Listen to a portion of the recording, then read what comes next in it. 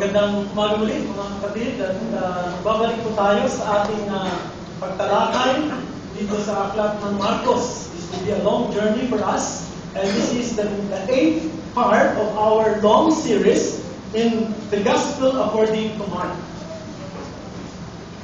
Kumakailan lang po ay mayroong isang Filipino nurse, kung inyong nabalitaan yan, na pinaragalan at kinilala ng Presidente ng Amerika na si Barack Obama sa kanyang State of the Union Address.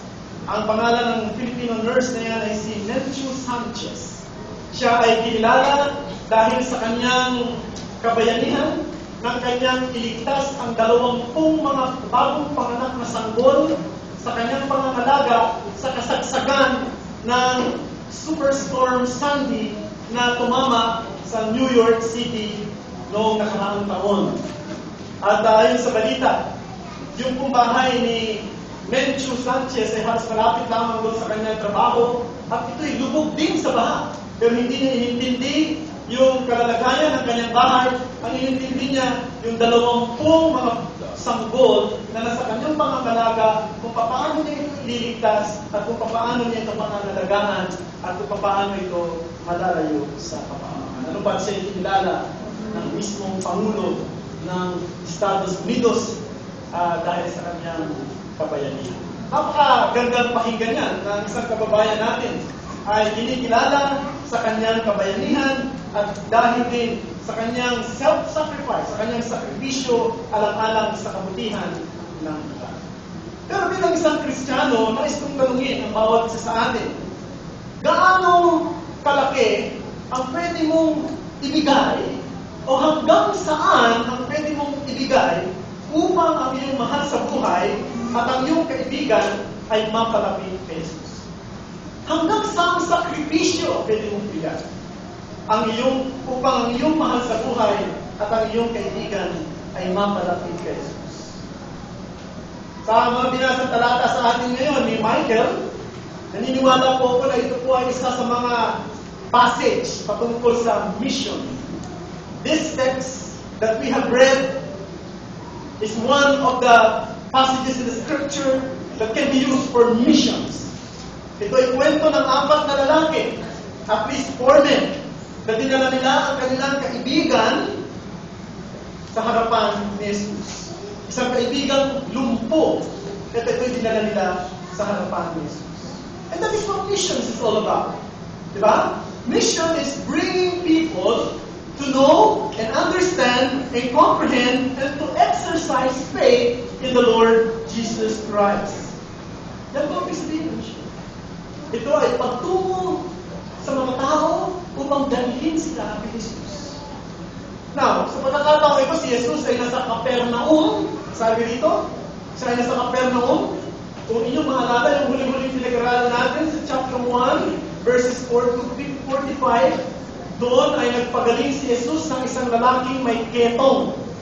Yung lalaking may ketong na kanyang pinagaling, sabi niya, pumunta ka sa mga saserdote, magpakita ka sa kanila para makumpirma kung hindi magaling na talaga at pwede ka na makisalamuha sa ibang mga tao.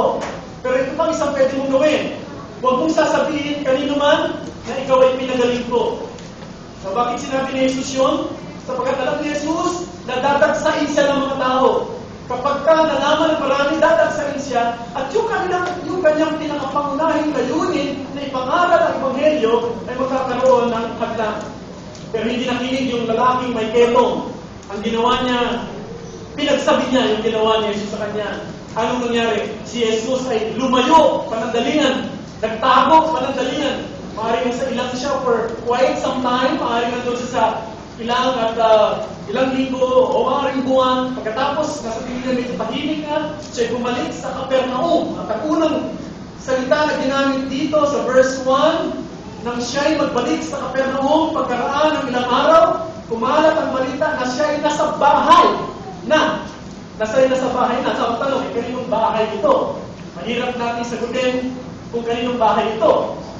Sapagkat si Jesus ay lumaki sa Nazareth. Matatandaan natin si Jesus ay lumaki sa Nazareth. Ito po ay isang maliit na bayan sa Galilea, sa probinsya ng Galilea.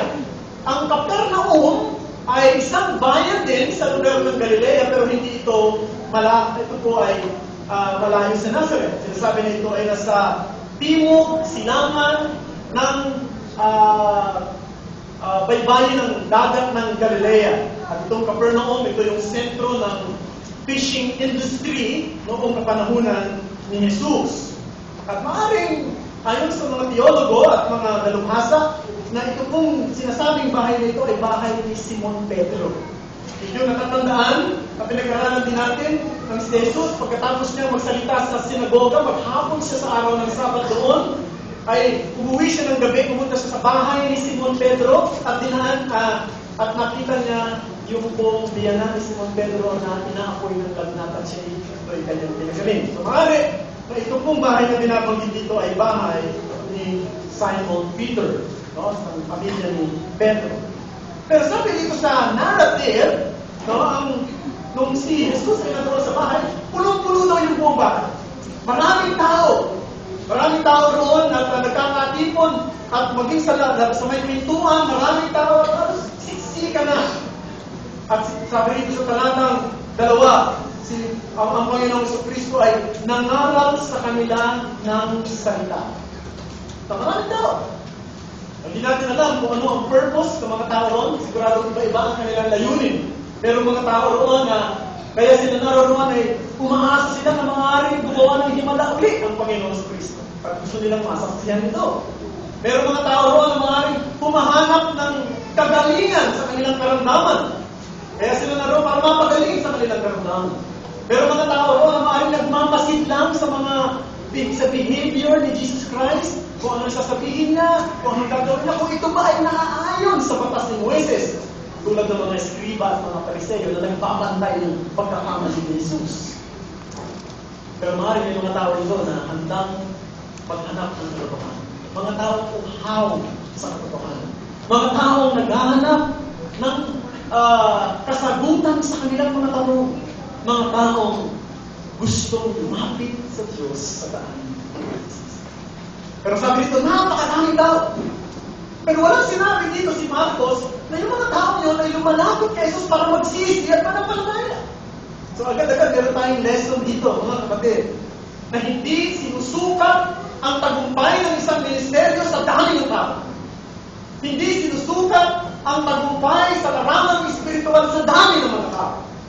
Crowd is not the basis for a successful ministry. Pero napakaganda kung marami ang nakikinig. Napakaganda kung marami ang handang makinig ng katotohanan. Pero remember this, brethren. Crowds were no measure of ministry success. Crowds were no measure of spiritual success. Nonetheless, Jesus Christ is speaking to them the Word. Sila ay nagsalita sa kanila, sila ay nangaral sa kanila ng salita. Ang salita nito ay salita ng Ebanghelyo. Ang salita ng kaharian ng Diyos. Ang salita na naghihikayat sa kanila na magsisi at manampalataya upang mapabilang sila sa kaharian ng Diyos. Ito ay salita ng Diyos. Ang salita ng Diyos. At habang nangaral si Jesus, habang nagtuturo sa mga tao, eh bigla na lamang may mga alikabok na nahuhulog sa ubo. No? Bigla na lamang may mga dumi na nahuhulog. At unti-unti lumiliwanag sa bubong. At nabubutas sa bubungan. At pagkatapos ay inihugos pa ibaba ang isang higaan ng isang lalaking lumpo sa kanilang harapan. At ano ang sumunod na pangyayari? Ang nangyari doon ay sa gulat ng iba, to the surprise of many. Ang unang salita na lumabas sa bibig ni Jesus ay hindi salita ng pagpapagaling sa karamdaman. Ano unang lumabas sa salita? Anak, pinatatawad ka na sa iyong kasalanan. So Jesus pronounced forgiveness of sin to this man before the actual and instant healing from paralysis. Ano ang mensahe? Sa akin talaga ito ang summarizing message ng passage nito. Ang mensahe po ay, this is the message. Above all else, man's greatest need is forgiveness from Christ. Man's greatest need is forgiveness from Christ. Maaaring mga tao noon, ang nakikita nilang pangangailangan ay kagalingan sa isang lumpo. Yun ang kanilang pangunahing nakikita. Pero hindi yun ang unang nakita ni Jesus. Ang unang nakita ni Jesus ay ang pangangailangan ng kapatawaran. Yan ang mensahe sa bawat isa sa atin. Ang pinakapangunahing na pangangailangan ng tao ay hindi ang pisikal na kagalingan, kundi ang kapatawaran ng kanyang kasalanan.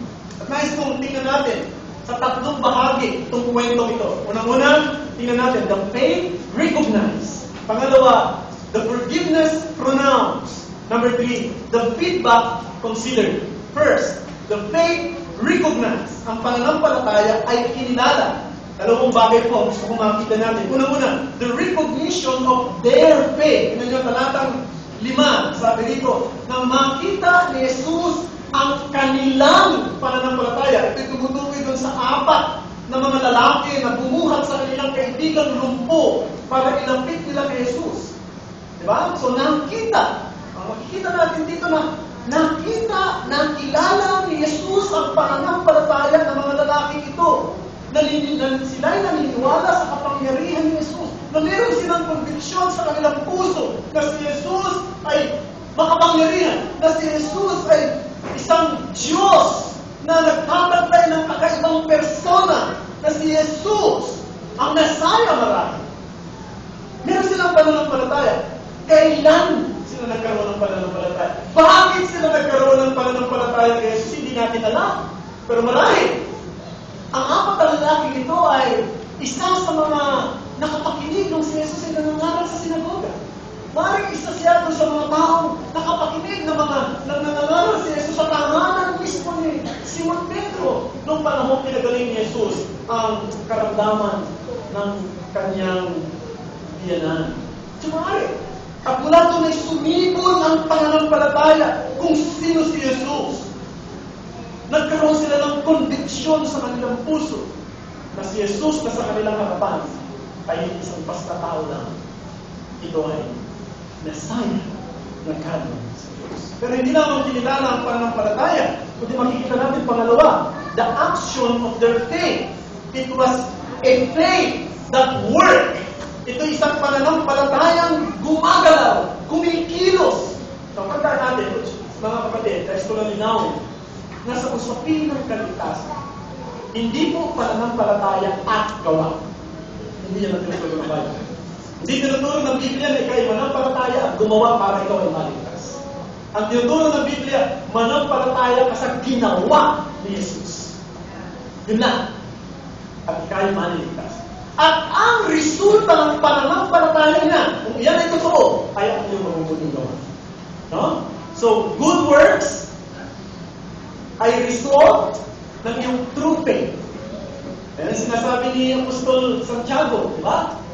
Pakita mo sa akin ang iyong pananampalataya na walang gawa. At ipakita ko naman sa iyong pananampalataya na patutunayan sa gawa. Ibig sabihin, ang pananampalataya ay pinatutunayan totoo sa pamamagitan ng ginagawa.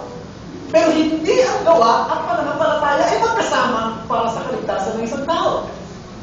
No? So dito makikita natin, meron silang pananampalataya, pero isang pananampalatayang gumagalaw, na isang pananampalatayang kumikilos, isang pananampalatayang pinagpapatutuo na ito ay tunay at hindi kapagtuluan ng tama. Ito isang pananampalatayang hindi tumitingin sa hadlang, sa mga balakid. Ito yung pananampalataya tulad ni Jacob. Naalala niyo ba si Jacob? Nabasa niyo ba yung kwento patungkol kay Jacob nung siya ay makipag-wrestling sa angel of the Lord? Diba? Nag-wrestling sila, no? Buong magdamag. Hindi nagpapatalo si Jacob. Ito po isang symbol ng katigasan ng puso ni Jacob. Nakipag-wrestling siya doon sa angel of the Lord for the whole night. At nung magmamadaling araw na, nung hindi pa rin nagpapasakop si Jacob, anong ginawa sa kanya ng angel of the Lord? Diba? Pininsala ang kanyang tadyang at hindi na siya makalakad pa. Halos hindi na siya makagalaw. At nung paalis na yung angel of the Lord, kumapit siya sa kanya. Hindi kita bibitawan hanggang hindi mo pinagpapala. isang pananampalatayang handang umiwas. Isang pananampalatayang may determination. Ito ang ginawa ng mga lalaki. Nakita nila ang balakid. Dadalhin nila ang kanilang kaibigan sa paanan ni Jesus. Pero paano mangyari? Ang daming tao. Naisip nila, papunta kayo sa hukuman. Kasi noong unang panahon, yung mga bahay ng mga Hudyo ay walang second floor. No? Pero sa atin ngayon. So, yung bubong, nagsisimpleng terrace din nila yan. No? Ang ginawa lang, tinungkap nila yung bubong. No? Siguro, inisip nila, bahala na kung anong iisipin ng may-ari ng bahay. No? Tinungkap nila yung bubong. Pagkatapos, ay inihugos nila ang kanilang kaibigan sa paanan ni Jesus. Imagine mo kung magiging reaction ng may-ari ng bahay kung kayo yun. No? Pag nakita mo, sinisira yung bubungan mo, pagkatapos tinihugos nila. Siguro, so una, magkakaroon ka ng disappointment. No? Pero palagay ko lang, aking damdamin lang. Yung may-ari ng bahay, kung sino man yun, kung si Simon Pedro man yun, kung yung biyenan man ni Pedro may-ari ng bahay, kung sino man yun, si Mrs. Peter, Mr. Peter, o what, maaaring nagkakaroon siya ng panghihinayang. Pero nung makita niya kung paano pinagaling ni Jesus, yung lalaki ko, yung panghihinayang ay natakpan ng pagkamangha. Yung panghihinayang ay natakpan ng paghanga. No? So, pwede mangyari sa atin yan. Isang nangihinayang tayo sa isang bagay, pero meron palang pinalit ang Panginoon na masigit, nawala na lahat ng yung panghihinayang doon sa nawala. Kaya dito, yun ang maaaring mangyari dito. Pero ang gusto ko ipakita sa atin dito, this is a missionary story. No? Napakaganda magkaroon ng ganyung klase ng mga kaibigan na handang dalhin ang kanyang kaibigan sa paanan ni Jesus. Isipin niyo yung mga taong nagdala sa inyo sa paanan ni Jesus. Maaaring magulang mo, maaaring kaibigan mo, maaaring ka sa kakilala mo, o sino. Di ba? Ibig sabihin, they are willing to share the gospel with you. They see your need of Christ. Nabasa ko po yung pagtotoo ni Ernest Risinger. Ewan ko kung familiar kayo sa pangalan. Pero si Ernest Risinger is a highly respected pastor and author sa Reformed Circle. No? In fact, si Ernest Risinger, may mga publications siya na nabasa ko dati para sa iba't ibang mga reactions sa mga evangelical problem today. So, napakagaling na author yan, si Ernest Risinger. At siya rin ay ginamit ang Panginoon para magdala ng reformation sa maraming mga kinikilalang pastoral. You heard Walter Shankly, author ng Today's Gospel. Albert Martin. Ang mga naging ginamit ng Panginoon sa kanila ay si Ernest Risinger. At si Ernest Risinger din ang siyang nag-rediscover ng doctrines of grace, ang Reformed faith, sa Southern Baptist community sa America. In fact, pag pinag-aralan nyo ang history ng Baptist sa America, ito maraming hindi nakakaalam, na bago nagkaroon ng Civil War, ang Amerika po, ang mga Baptist, mga unang-unang Baptist sa America, galing sa England, puro Reform yan, puro Reform Baptist. No? Nagkaroon ng Civil War, di ba? Alam niyo yung kwento ng South at saka North, no? Nag-Civil War yan dahil yung mga taga-North gusto nilang palayain na yung mga slave. Yung mga taga-South naman ayaw nila ng palayain muna yung mga slave kasi yung mga taga-South, malaki yung karamihan ng negosyo ng mga taga-South, southern part ng America, ay cotton. No? Mga nagtatrabaho doon, puro mga itim. So kung alisin nila yung slavery, malulugi na yung kanilang cotton industry. So to make the long story short, nagkaroon ng gera. Yung North and South, nag-gera. And ang aftermath ng war, no, halos nahati sila, natalo yung mga taga-South, yung mga taga-North, pero ano nangyari, pati yung kanilang, pati yung religion, naapektuhan, nagkaroon ng Southern Baptist, nagkaroon ng Northern Baptist. At nakalimutan nila yung kanilang heritage. Nakalimutan nila na once upon a time, mga reform sila noon. Pero nawala na, kaya maraming mga Southern Baptist, Northern Baptist, American Baptist, hindi na reform na yun. Pero ito si Ernest Risinger, ginamit siya ng Panginoon para itayo yung tawagin ay the founders. Maraming mga Southern Baptist group ngayon sa Amerika na bumabalik sila sa kanilang roots, Sa Reformed roots, at tawag sa grupo nila, the founders. No? Nabasa ko yung kanyang testimony kung paano siya naging Christian. Alam niya, sabi niya sa kanyang matotoo, meron siyang kaibigan ng pangalan si Wilmer. Si Wilmer, walang ginawa kundi imbitahan siya lagi sa church. Pero ayaw niyang pumunta sa church. Hindi siya kumikilala sa Panginoon, mayaman ang kanyang family. In fact, si Ernest Risinger is isang businessman. No? And to make the long story short, one time, umatin siya sa church. Pinagbigyan niya ang kanyang kaibigan. At nung pumunta siya sa church, ang unang sumalubog sa kanya yung asawa ni Wilmer. Sinabi niya, ikaw ba si Ernest Risinger? Pati paano mo nakilala? Matagal na kitang kilala. Alam mo ba na yung asawa ko, sa tuwing kami ay natutulog sa gabi, ang isa sa mga lagi kong naririnig ng pangalan at pinapanalangin na maging Kristiyano na ito. Ernest Risinger. Ernest. Maraming taon, lagi nang pinag-pray. Ernest Risinger. Nagsawa na ako sa makikinig. Gusto ko nang mawala yung pangalan na yan. Sabi ko, sana yung Ernest Risinger na yan ay mawala na o maging mahanap pala. At ngayon, nakita na. Ang galing ko lang sa kawasya ng Christ Ernest Risinger. What is this? Diba? May tao na handang magbahagi ng kanilang buhay para sa iba. May mga Kristiyano na handang maging misyonaryo para sa kanilang mga kaibigan. Yan po itong apat ng mga gamit. The faith recognized. Pangalawa, the forgiveness pronounced. Now, everybody was expecting that Jesus would heal the man. Katulad ng ginagawa niya. Lahat yung iniisip nila, papagalingin niya yung tao ito. Pero ang unang-unang lumabas sa kanyang bibig ay kinagulat ng karamihan. Ano sabi niya? Anak, ang iyong kasalanan ay napatawad. Ang lalaki ito may sakit, ang kailangan niya ay kagalingan. Pero hindi ang kagalingan ng pisikal ng lalaki ito ang unang binigyang pansin ni Jesus, kundi ang kanyang pangunahing pangangailangan. Ano yun? Ang kanyang kasalanan. Alam niyo kasi, kahit na gumaling ang lalaking ito, magkakasakit siya ulit. At pagkatapos, tulad din ang lahat sa atin, makamatay din siya. Di ba? Maaaring tayo gumaling sa mga sakit natin. Hindi ko alam ang mga sitwasyon ninyo, pero dito may mga kapatiran tayo, may mga mabibigat na karamdaman. Maaaring gumaling ka sa iyong karamdaman dahil sa intervention ng Diyos. Dahil pinagaling ka ng Diyos sa kanyang kapangyarihan at sa kanyang soberano pagpapasya. O maaaring gumaling ka dahil sa isang mahusay na doktor na ginamit na maibigay sa iyo ang tamang gamot. Pero kahit anong mangyari sa iyo, gumaling ka man o hindi, mamamatay ka pa rin. Diba? Tutungo ka pa rin sa katapusan ng iyong buhay. We're all heading for the grave. Lahat tayo patungo sa libingan.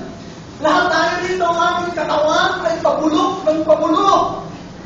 No? At kahit anong ingat mo, kahit na sabihin na natin napaka-health conscious ka pa, na napakaganda naman yan. Tandaan mo, darating ang panahon ng iyong katapusan. Diba, magandang paalala yan kapag nagpupunta tayo sa sementeryo. Ano bang ginagawa niya pag nagpupunta kayo? Minsan, pagka nasa sementeryo, isa sa mga bagay na iniisip ko. Isang araw, pumunta rin ako sa lugar na ito. At yung mga taong buhay, magdadalaw sa isang katawang buhay. Ito na yan. Dapat tulong. We're heading to the grave. And you see here, ang pinakamahalagang bagay ay hindi ang kagalingan ng ating katawan, kundi ang kagalingan ng ating kaluluwa, ang relasyon natin sa Diyos. Meron tayong pangwalang hanggang usapin, haharapin sa Diyos. Papaano ka haharap sa isang Diyos na banal? Papaano ka haharap sa isang Diyos na matuwid at makatarungan? Papaano ka haharap sa isang Diyos na makapangyarihan kung ikaw ay isang makasalanan? Ano sa tingin mo pinakamatindi mo kailangan sa buhay dito? Pera ba? Ano kailangan mo? Kagalingan ba? Partner ba sa buhay? Trabaho ba? Negosyo ba? Anak ba? Kung ikaw'y walang anak? Approval ba ng tao? Ay lahat yan ay lehitim mong pangangailangan. Pero hindi yan ang pinakadakilang kailangan mo. Maikli lamang ang buhay at lahat tayo sa isang saglit at pagkakataon ay haharap sa ating manlilikha. At ang hindi natin matatakasang usapin, ayaw usapin ng kasalanan. Kaya ko sabihin sa bawat isa sa atin, narito ngayon, na ang tao ay pupunta sa impyerno hindi lamang dahil sa kanyang kasalanan, kundi dahil hindi nakakawal ng kanyang kasalanan. Ang impyerno ay okupado ng mga taong ang kanilang kasalanan ay hindi napatawad at hindi na mapapatawad na pa. Ang tanong ko sa iyo, napatawad na ba ang iyong kasalanan? Have you been forgiven? Ikaw ba'y nakatitiyak na sa iyong sarili na ang iyong kasalanan sa harapan ng Diyos ay pinatawad? Kung hindi, yan ay isang malaking bagay na dapat mong bigyang pansin. Sapagkat, maikli ang buhay. Ilagit pa na sa inyo si Pastor Romy Valdez. Eh kung nakita niyo siya, maganda ang kanyang katawan. Palusog siya sa piling ko. Diba? Ang kanyang kinabubuhay doon sa Ilocos Norte ay ang kanyang farm. Nag-exercise siya lagi doon sa kanyang farm. Meron siyang mga prutas doon. At yung kanyang prutas, dinadala niya sa palengke para ito ang magiging ikabubuhay. Siya ay nag-aaral sa London. Kasama klase siya si Pastor Noel Espinosa doon. Pero doon siya sa maganda na ito. Batang-batang 53 years. Ngayon, 5% pa lang. Maraming chance ang sumunod. Ano yung sabihin? Lahat tayo ay narating sa kanyang sitwasyon. Ang tanong, napatawad kayo. Have you been forgiven? And you can only be forgiven through Christ. Walang ibang paraan para kayo mapatawad kundi sa pamamagitan ng Kristo. Hindi sa pamamagitan ng gagawin mo. Ang paralitikong ito, walang may pagmamalaki sa kanyang sarili. Walang ang binanggit dito na nagsalita siya. Maaaring hindi rin siya makapagsalita. Baka hindi lang paralitiko yung kanyang katawan, kundi pati yung kanyang dila. Hindi siya nagsasalita. Wala siyang may offer. In fact, walang hiningin offering sa kanyang Panginoon sa Kristo para siya mapatawad. Maaaring nakita ni Jesus sa puso ng tao ito ang pag-amin ng kanyang kasalanan, ang pagsisisi. Ano pa, nung oras na yun ay sinabi ng Panginoon, anak, tinatawad na ang iyong kasalanan. Wala siya may pagmamahal. He came to Jesus in faith, not with nothing in His hands. Diba magkata tayo? Nothing in our hands. Wala tayo may pagmamalaki. Kinanta natin kanina, doon sa on Christ the solid rock as stand, pero itong bahagi, I dare not trust the sweetest frame, but wholly lean on Jesus' name. O Christ, the solid rock, I stand. All other ground is sinking sand. All other ground is sinking sand. Para tayo pwedeng kasama, para tayo makakaya, kundi ginawa lamang ni Jesus. Ikaw ba'y nakatawa? Ikaw ba'y lumapit na kay Jesus? Sa daan ng pananampalataya, ikaw ba'y nakatawa? Pangatlo at panghuli, the feedback, consider. Pansinin natin dito yung reaksyon ng mga tao. At dito mayroong magkasalungat na reaksyon. Unang-una, pagkita natin dito ang antagonism. The reaction of antagonism. Yung mga religious leader, mga eskriba, napansin nila yung kaseryosohan nung ginawa ni Jesus ang sabihin niyang anak, napatawad na ang iyong kasalanan. At sinabi rito, may mga eskriba na naroon na nagbulong-bulungan at sinasabi sa kanilang sarili. Diba? Nagtatanong sa kanilang puso, bakit nagsasalita ng ganito ang taong ito? Ito'y kalapastanganan. Ito'y pangumusong. Sino ang makapagpapatawad ng kasalanan? Maliban sa Diyos. Diba? Ano ang sabi nila? Inakusahan nila si Jesus ng isang kanapastanganan at pamumusong dahil lumabas sa kanyang bibig ang salitang pagpapatawad. Kayo ang Diyos lamang ang pwede magpatawad. Totoo naman yung kanilang observasyon. Diyos kung talaga pwede magpatawad. Pero itong problema sa kanila, tumigil na sila ron. Hindi sila nagtanong. Hindi sila nagsuri. Hindi nila inalam bakit sinabi ni Jesus yan. Meron pa siyang patayan. Meron pa siyang patayan. Bakit ka sinabi yan? Kasi na, minsan, marami pong mga kababayan natin, mga kaibigan natin, na madaling pumuna sa pananampalatayang ng Kristyanismo, pero hindi naman nila sinusuri. No? Bakit kayo ganyan? Pero hindi naman nila sinusuri. Bakit sila ganun? Kung mayroon ba silang patayan? No? Bakit hindi kayo sumasamba sa ganito? Eh, hindi naman nila sinusuri. Kung may patayan pa sila, hanggang una lang. Kumisa, kahit within the Christian community, marami mga pumupuna sa mga Reformed Christians. Ano ba? Sasabihin na, ano ba yung mga turo ninyo patungkol sa doctrines of grace? Patungkol sa doctrine of election? Imbis na alamin, pag-aralan, anong ginagawa? Puro akusasyon. Kasi sabi siguro kayo, hindi na kayo nangangaralan, hindi na kayo nag-share ng gospel kami. Kasi naniniwala kayo, pipigilin na kayo ng Diyos. Hindi po ganun eh. Diba? Ito yung mga iskriba, instead of searching the scripture, what? Accuse Christ. At yun ang simula. In fact, that was the start of the conflict. Nung kanilang akusahan si Kristo, na isang namumusong o lumalapastangan, na simula. At yung conflict na yun, lumobo hanggang sa panahon na sila naging daan para ipagos sa Kristo Jesus. Pero, pansinin nyo, sabi ko sa inyo kanina, totoo naman yung kanilang sinabi na ang Diyos lang nagpapatawad. Diba? At kung pansinin nyo, dahil si Kristo naman talaga yung Diyos. Hindi naman siya anak lang ng Diyos, kundi siya ng Diyos. At pinatunayan ba ito? Sa talatang 8, pansinin nyo, pagkapatid ni Jesus sa kanyang espiritu, na nagtatanong sila ng gayon sa kanilang mga sarili, agad niyang sinabi sa kanila, bakit nagtatanong kayo ng ganito sa inyong mga puso? Ano yung sabihin ito? Nabasa ni Jesus ang isip nila. Alam ni Jesus ang puso nila. Alam nila kung ano ang mga pinag-uusapan.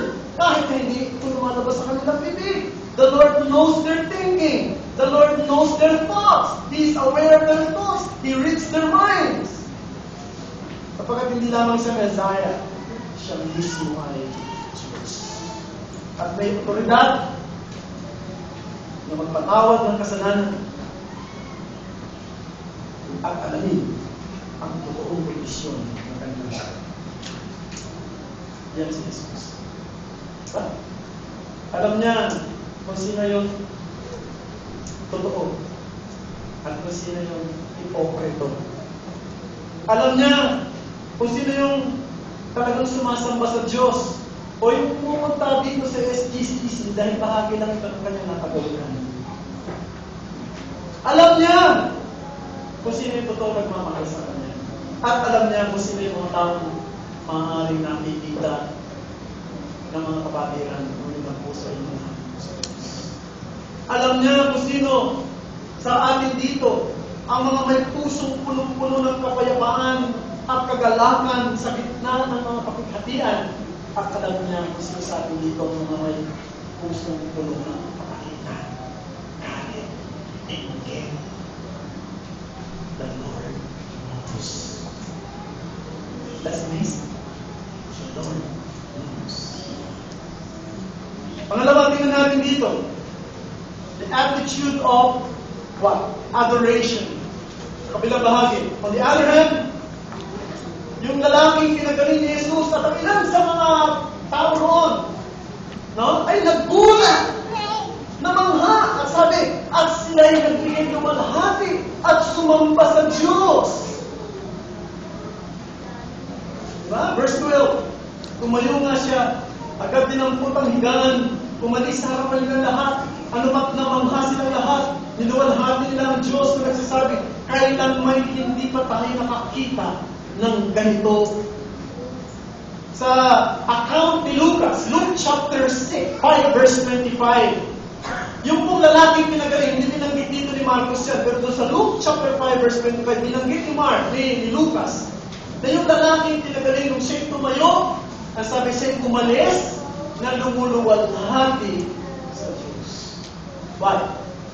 He got the full package. Imagine nyo, kung di ka pa naman magbibigay ng walhati sa Diyos, laking package na tinanggap niya. Gumaling na yung katawan niya, pero pa siyang bagong puso at may bagong kaugnayan sa Diyos, napatawad pa ang kanyang kasalanan. He got the full package. No? Palagay ko, itong tao ito willing na mag-contribute para mapaayos yung bubong na nasira. Di ba? Alam niyo, marami nagtatanong sa akin bakit paano daw tayo nakapagpatayo ng building dito? Ano sa totoo lang, hindi ko rin alam Kasi karamihan naman sa atin, simple lang ang pamumuhay. Wala naman dati dito mga business tycoon. Ano naman yun sa atin? Karamihan mga of course, may mga tumulong din sa atin. Pero ilan lang yun. Karamihan ng tulong, kami din sa atin. Maliliit ang kontribusyon. Sinishare natin. Nakapagpatay. Bakit sila nagbibigay? Hindi ko alam. Siguro isa sa dahilan. Dahil pasasalamat sa pagbibigay. Pasasalamat sa kaligtasan na binigay ng Panginoon. Pasasalamat dahil sa biyaya na kanilang tinanggap. At ano pa, maliit na bagay lamang na mag-share para sa anumang nawa ng mga situation. Di ba? Palagi ko, ganun yung lalaki. Pag sinabi ko, kami yung buong ni Pedro. Siyempre, mag-share ako dyan. Okay naman. Ako na lang yun, assumption ko naman. Pero, kung ikaw ba naman yung tumagot ng napakaraming pagpapala na pangwalang tanggal, hindi ba handa ka rin mag-share ng abot sa iyo makakaya sa maliliit na bagay para sa ikasusunod ng gawain ng Panginoon.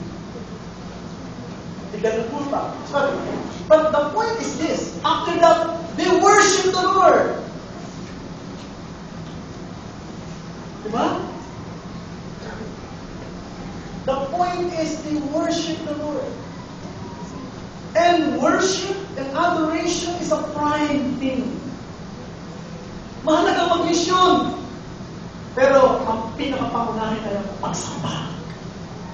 Mission is important, but worship is the main thing. Why we do mission? Why we engage in mission? Because we want people to worship the Lord. Let me close my sermon by quoting John Piper. Oh no, parang kilala na si John Piper. One of the great preachers of our time. The Reformed Circle. John Piper. Sabi niya, let's papasahin sa English. Worship is ultimate, not missions. Because God is ultimate, not man. Ganda, no? Why we mission? Bakit tayo nag-mission? Yung tao, gusto natin madala. Bakit tayo nag-worship? Dahil gusto natin pasiyahan ng Diyos. Sabi niya, worship is ultimate, not mission, because God is ultimate, not man. When this age is over, and the countless millions of redeemed fall on their faces before the throne of God, missions will be no more. It is a temporary necessity. But worship abides forever. Worship, therefore, is the fuel and goal of missions. It's the goal of missions because in missions, we simply aim to bring the nations to the enjoyment of God's glory. The goal of missions is the gladness of the peoples and the greatness of God. Ganda ng pwede sinabi, ha? Bakit na tayo nag-misyon? Kaya gusto natin dalhin ang tao sa tunay na kasiyahan ng kalwalhatian at ng kadakilaan ng Diyos. Gusto natin sumamba sila sa Diyos. Sapagkat ang ultimong gawain ng isang Kristiyano ay pagsamba. In this case, mission begins and ends in worship. Ang isang taong totoong nakaranas ng biyaya ng kapatawaran, nakaranas ng pag-ibig na nakapagliligtas ng Diyos, na binago ng kapangyarihan ng salita ng Diyos ay hindi kailanman babaliwalain ang pagsamba sa Diyos. Ang isang taong naligtas ay mapili because we are saved to serve. Our transformation will always lead us to adoration. Alam niyo mga kapatid, ang ating mga pamilya dito sa lupa, temporary. Tama? Darating ang panahon, yung ating pamilya mawawala. Either na ikaw mauna, o maaari mawala sila. Temporary lang ang pamilya. Hindi natin may-enjoy ang lahat ng earthly possession natin forever. Gano'n karami ang ating tinatangkilik, hindi natin may-enjoy yan forever. Naiiwanan natin lahat yan. Ang ating lakas, ang ating buhay darating sa kanyang katapusan. Pero kung tayo ay na kay Kristo Jesus, ang ating pagsamba ngayon ay pagpapatuloy magpakailanman doon sa kapal. Kung ito, hindi nagbibigay pansin sa iyong pagsamba dito sa lupa. Kung binabaliwala mo yung pagsamba dito, habang nandito ka pa, paano ka tatagal sa isang pagsambang pangwalang hanggan? Hindi ba tayo maghahanda sa isang pangwalang hanggan ng pagsamba? Because worship for the redeemed is forever. Missions is temporary. Family is temporary. Earthly possessions, they are all temporary. Worship is forever. Ang pagsamba ay magpakita. Hanggang natin.